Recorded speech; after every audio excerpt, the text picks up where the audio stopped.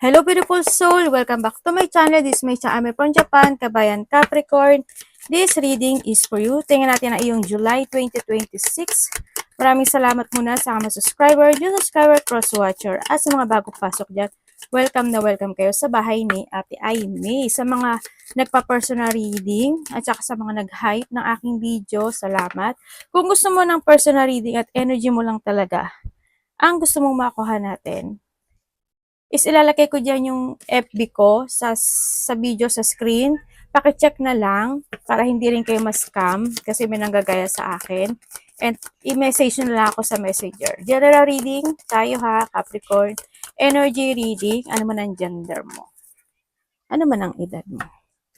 July 2026, Capricorn. Okay.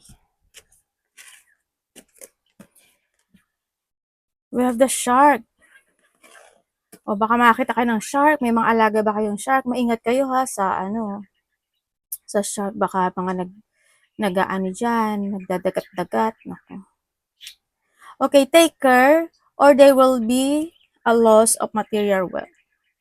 Yan, medyo nahandun sa point na, maaring nahandun sa point na pinaghahanda ka niya, no? Kumbaga, wag labis ang labas, wag labis-labis, ganyan.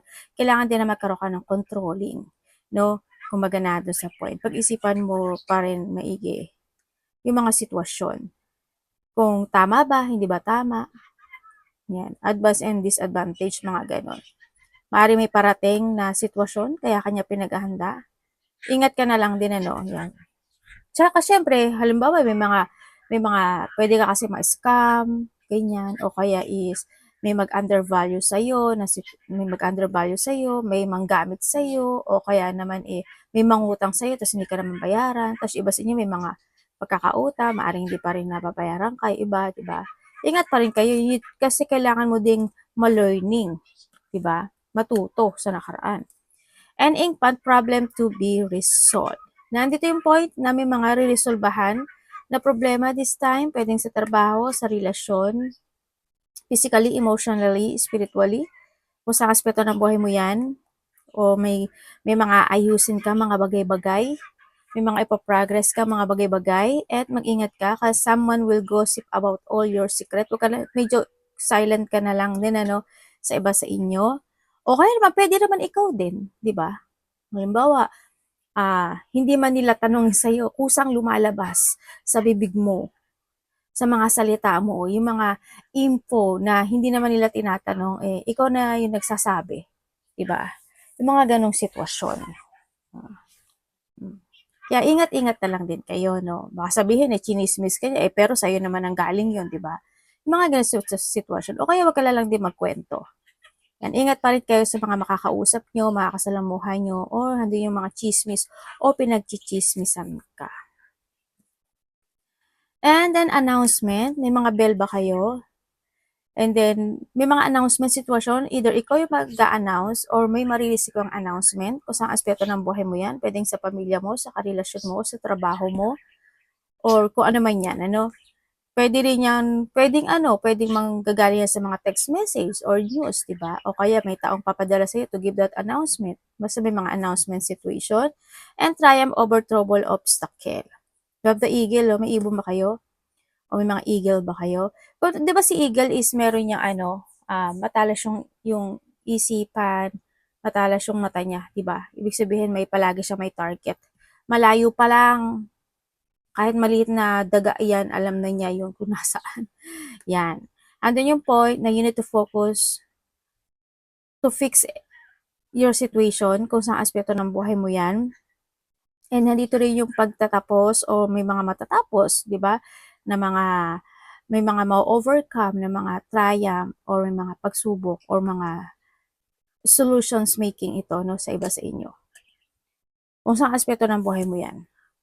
And you are on the right path regarding some aspect of your life. Tignan mo, puro targeting to, diba? Look into the future ka palagi. Diba na doon sa point. Siyempre, when it comes to a bell, kasi puro taas siya, diba? Because sa bell is mag-trust ka daw sa intuition mo. Listen to your inner voice sa yung instinct, okay? Andun yung point din na maaaring mas magkakaroon ka ng enlightenment this time when it comes sa yung intuition. andito rin yung point of, tingnan mo dito ba, focus. Focus ka sa mga repeating numbers, sa mga sign na pwedeng ibigay sa'yo, sa mga songs, basta kung paano niya ibibigay sa yung sign na iyon. Pwede kasi, halimbawa, may dumating na tao, may makipag-usap sa iyo, tapos may binabanggit siya na something, tapos pero yun yung nasa isip mo, 'di ba? Na pumapasok o kaya yun yung pakay mo o yun yung targeting mo.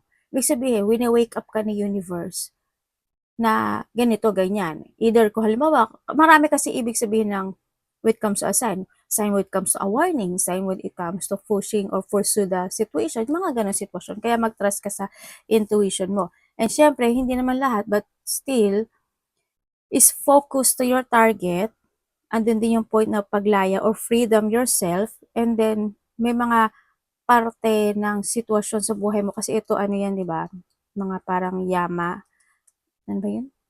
Obstacle, di ba? Ano ba yun? Obstacle yan. Ibig sabihin, may mga malalakpasan ka o ma-overcome mo yung ibang obstacle ng buhay mo. O yung mga hardship o difficulties, mga ganyan. Pwedeng sa physical mo, kung saang aspeto ng buhay mo yun. And we have the sunrise. May mga new creative ideas. Congrats o ano man to. Kaya parang nahandun sa point na huwag ka mawawala ng pag-asa. Ibig sabihin, di ba? Yun. And also, may mga new ventures. Congrats. And a fresh start. Ibig sabihin, may magtatapos na sa buhay mo. Or iba dito is patapos na. Okay? And handito na uli yung bagong simula. No, may mga success happen into your life, recovery, success, and mga possibilities o baka positivity happen sa iba sa inyo.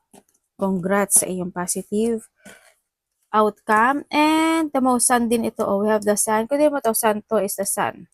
Tapos ito rin, oh, sun. Ibig sabihin is may mangyaring successful sa inyo. Siguro pag-angat ng energy o kaya naman is mas mararamdaman mo yung paggaang this time ng sitwasyon mo, kung saan aspeto ng buhay mo yan. Kasi ito mo, ano to rin to, di ba? Mga yama. Yan, mga bundok. Tapos ito may mga dahon-dahon na siya, mga tree. Ibig sabihin, andun na yung pagbabalik na yung strength, peace, and success ito. Growth and success. Congrats kung saan yan. Pwedeng iba sa inyo sa trabaho, di ba? O kaya is unti-unti na kayong magkakaroon ng mga opportunity what comes sa trabaho mo. May mga bagong trabaho man yan o kaya is mga paghaba ng ano to, oras sa trabaho o baka ma-night shift ka, di ba? Pagre-raise o kung may mga konting bonuses, di ba? Why not, di ba? Yun, may mga raise sa iba.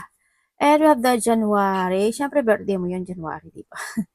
And then, dito sa sitwasyon mo, titingnan ko to, baka may kakilala ka pa na January ang birthday niya, di ba? Kung titingnan ko tong si Shark, si Inkpat, tsaka itong si Bird, ibig sabihin may tao na very cold pagdating sa iyo. May mga inggit, pagtatampo, galit, poot, manyan sa iba sa inyo, or may matao magiging malamig. Ikaw sa kanya or siya ito sa'yo. Pwedeng nahadon sa point na yun, vice versa. Mag-ingat pa rin kayo, no? Kasi iba sa inyo, maaring nahadon yung point kasi di ba meron kang challenge and obstacle. Baka may mga ubo, sipon, lagnat, mabigat ng pakiramdam. Alam niyo naman medyo ano yung energy niyo, di ba? Nagiging mood yung energy niyo eh. Pag nagbabasa ako, nagiging okay, hindi okay, okay, hindi okay. Kaya ingat na lang din, lalo na kung, syempre kung lalo kung tag-ulan, ganyan, taglamig, di ba medyo, iyo yung point eh, no? Pwede kang magkasakit talaga sa iba sa inyo. Ingat na lang din kayo, no? Yan.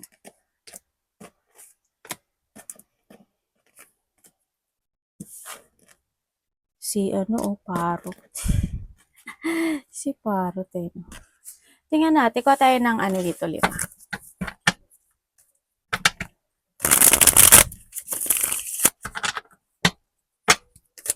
Capricorn, July 2026. Oops.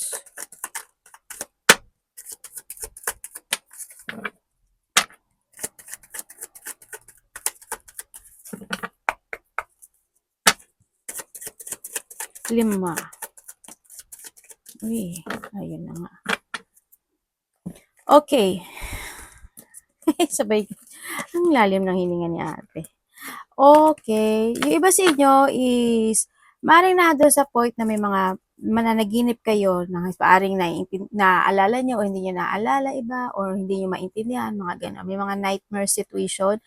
May mga konting stress na sitwasyon, may mga pressure kung sa aspeto ng buhay mo yan. Yan, may mga situation na may mga shadow work sa iba, no? Sa iba dito, shadow work to eh. Yan, maari din na, pero tingnan pa rin natin kasi gusto ko makita pa yung ibang card eh. Tingnan natin. And we have the robbery. Uy, may pasabog Baka may ma-discover ka o may pasabog na sitwasyon. Yung iba sa inyo, may mga bagay na parang hindi kayo bothered, kaya mag-ingat pa rin kayo. You need to be bothered sa mga situation. Kailangan maingat ka sa lahat ng aspeto ng buhay mo. And then, may mga tao, kailangan din kasi mapagmatsyag ka, no? Pero pagdating rin dito, may mga nagmamatsyag sa'yo or kailangan mo rin maging mapagmatsyag. May tao na hindi magiging same page kayo or magiging unfair ka sa kanya or magiging unfair sa sa'yo. Hindi magiging equal yung situation ang sinasabi dito. Yan. Pwedeng ingat ka lang din sa mga pwedeng mawala sa buhay mo or losing something valuable o baka naman manakawan ka, mahulugan ka, mga ganyang sitwasyon. Iba sa inyo is handin yung pagiging more on private. Hindi naman lahat, actually, hindi naman lahat sa inyo is ganun. But marami sa Capricorn na medyo may pagka-privacy or may pagka-introvert, no, sa iba sa inyo. Siguro mas pinipili nila na sumama o magpag-isa or sumama sa tao na mas gusto lang nilang kasama. Kumbaga nahandoon sa point na yun, And then, nandun yung point of separation, magkakaroon ng mga separation. Kung may mga separation or magkakaroon ng mga separation, andun yung point of babalik-balikan siya nito. Ikaw ito or siya. Kumbaga, hindi pa rin siya makaka-move on. And then also, iba sa inyo may binasa mga online o may mga text, nakikipag-text ka sa mga online, ganyan, o nakaka-text ka when it comes to online, baka karelasyon mo, or pwede rin na may mga online situation ka, baka YouTube ka, TikTok, Reels, Facebook, mga networking situation, di ba? Sa iba sa inyo. May mga magkakanya-kanya for a while or for a better sa iba sa inyo. O kaya magkakaroon ng mga distance situation sa iba. Pero kung titignan ko dito, may nagsisinungaling. May pagsisinungaling. Sana hindi ikaw. And we have that accident. Mag-ingat ka. Ikaw or someone who's connected sa'yo, sa iba dito, mag-ingat ka kasi may mga, it's a danger.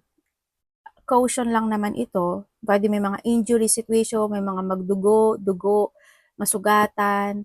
In what way, maraming iba-iba kayo. Pwedeng matusok lang, pwedeng mahiwa, wag naman sanang mabunggo. Ano yung mabunggo?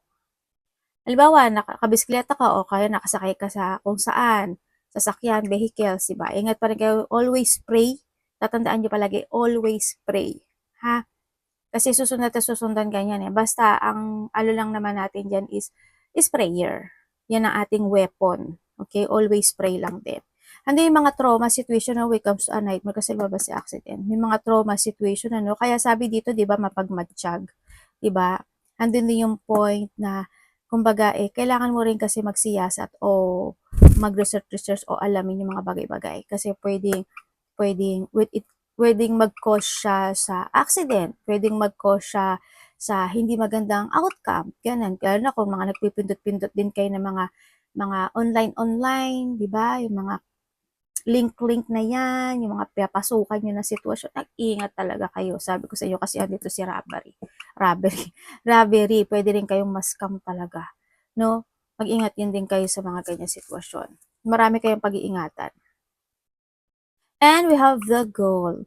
And this July is you are more on focus or you need to more focus sa iyong goal, sa iyong targeting, sa iyong focus. Kung titignan mo, arrow to, di ba? Tapos ito, andito rin sila arrow, tapos ito si eagle, di ba?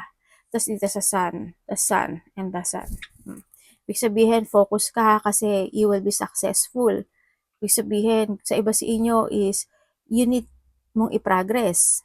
Kailangan you know your purpose. Sa iba sa inyo, you know your purpose. Learning ha, learning.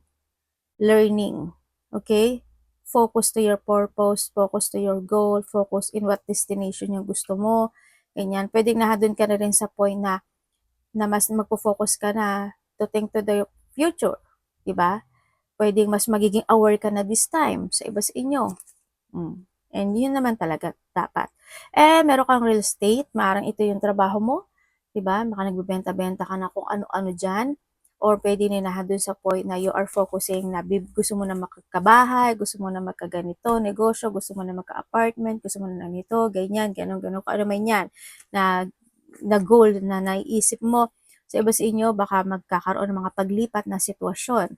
Lilipat ka ng trabaho, lilipat ka ng bahay, ng lugar, for a while man yan, or for good, or maybe someone who's connected sa'yo, no? Pwedeng ka family member, pwedeng na doon sa point na yun. O kaya sa iba sa inyo is may mga, kasi nasa inyo yung susi. Ibig sabihin, yung success nyo, nasa sa inyo talaga mga kamay. Diba? Kumaga, depende sa'yo kung paano mo, paano gagamitin yung susi na yan. So, ingat lang kayo, baka may mga mawala ding susi, ma-misplace nyo or mawala, mahulog. And then also, sa iba may mga mega project kayo na gagawin. May mga darating na proyekto, mega project, importanteng proyekto, importanteng decision, mga malalaking proyekto yung iba sa inyo, no? Sa iba sa inyo is maaari na doon kayo sa point of investing, or baka may mga investment na papasukin, o kaya this is a time to start to invest more to yourself, na doon sa point na yun, ganyan, no? Sa iba sa inyo. Also, this a wealth, ibig sabihin, is a blessing, is coming sa iyo, sa nakita ko sa'yo dito. Pero, no, kapag sa mga online lang kayo nagpo-focus o kumo-connect, ingat na lang kayo, kasi nandito siya. Matuto kayo sa nakaraan, or kinakailangan nyo talaga na pag-isipan munang maigi kung tama ba, good ba, hindi ba, kailangan ba, dapat ba. Ingat pa rin kayo ha, dito sa sitwasyon, kasi puro hindi to maganda o yan. Mas marami yung hindi maganda. Tapos andito pa si shark. Diba? Ingat na lang kayo. Well, choice mo naman yan. Baka mamaya, sa iba sa inyo, may taong magaling magsalita. Naku, baka naman maudyok kayo dyan, ha? Ingat-ingat lang. Pwedeng sa karelasyon din yan, di ba? Pwedeng sa mga related sa pera yan. Ingat na lang. Kuha tayo ng 3. Uy, ano ba yun?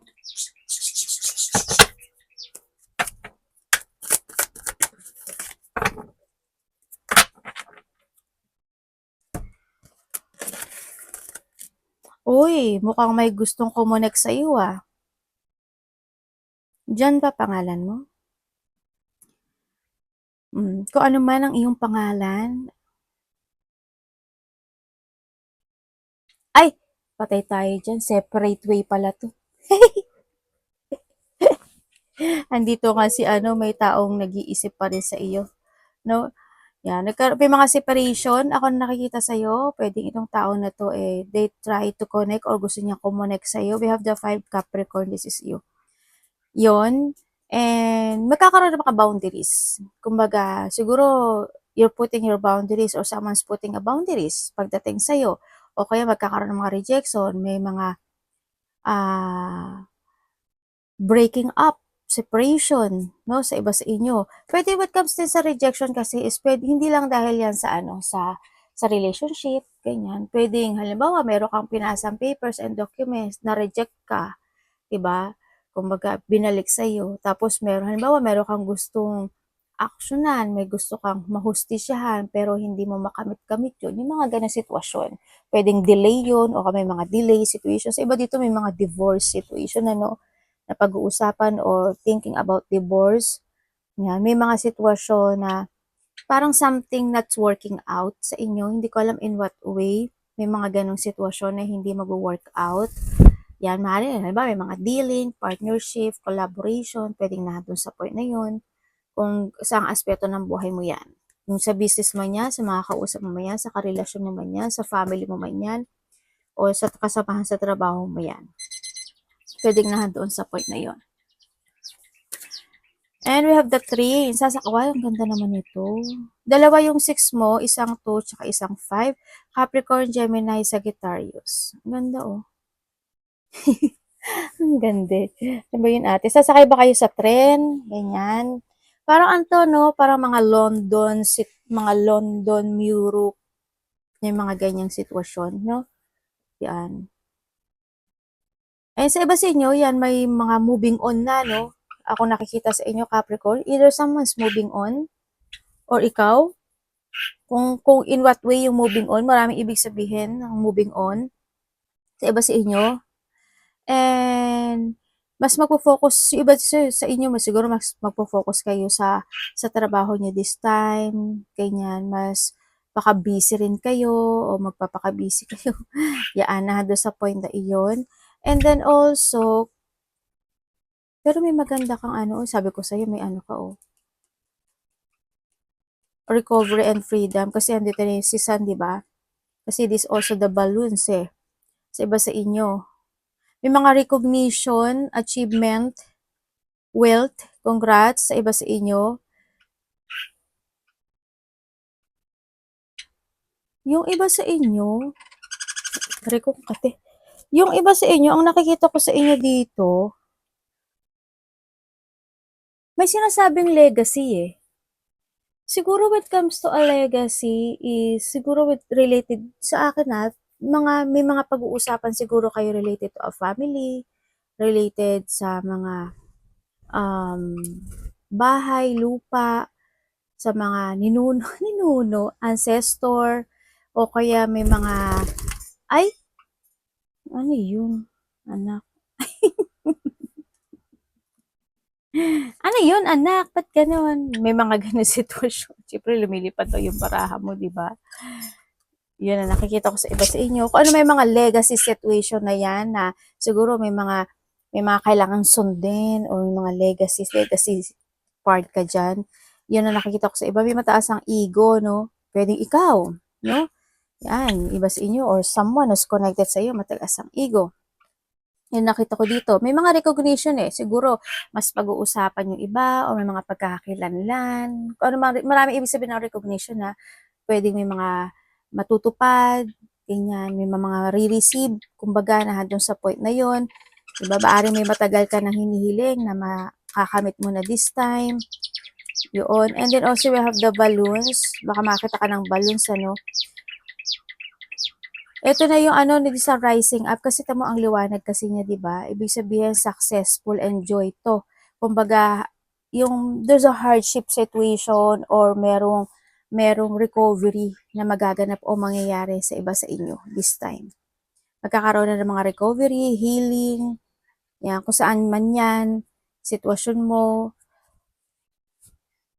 Tapos nandito yung successful joy and mas independence ka naman talaga eh. May ile-let go ka daw or something need to let go. No, sa iba sa inyo. Actually, dito may mga fun eh. Siguro may mga celebration, having fun, or may mga isa-celebrate ka. Hindi lang, when it comes to celebration, hindi lang naman kasi sa'yo. Halimbawa, sa family mo, something celebration happen, di ba? Na magaganap o mangyari. Siyempre, handun na rin yung happiness mo. Mga ganun sitwasyon. Depende lang yun kung makasarili ka. Sabay ganun, di ba? Na gusto mo lang kabig ka lang ng kabig at gusto mo lang sa'yo lang yung blessing na yun, di ba? Yan. Hindi ko naman sinasabi na kayo yun kasi may mga ganung tao talaga. Sana wag naman, no? Kasi magtatampo sa inyo si blessing. And then also, is, ayun, magkakaroon na ng, healing and recovery situation. There's a relief situations happen sa iba sa inyo, no? Congrats sa iyong stress-free, sa iyong mga attaining goal, sa iyong mga rising up situation, ayan yung mga sun, sa nakita ko dito, sa mga kasiyahan na magaganap, yun ang nakikita ko dito, sa pagbabalik ng iyong sigla or pagkatatapos ng mga difficulties or hardship happen into your life. But still, kailangan mo pa rin talaga na mag-ingat. Hindi naman kasi pwedeng mag-feeling safe ka pa rin, huwag ka mag-feeling safe. Every day, you need to be aware sa lahat ng aspeto ng buhay mo. no? And you need to learn talaga sa iba. Mag-ingat ka lang sa mga tao na hindi kayo magkakasundo kasi meron tayong number 5. Changes is coming and the goal receiving din ako nakikita. Basta always balance and control ha. Balance and control. Palagi mong iisipin yun. If the emotions is high, intelligence is low. Nakakabobo. Okay? Mas unahin ang utak than to heart. Balanse. Balanse. Okay? Think advance palagi. Think advance palagi. Okay? Arigato namaste. God bless.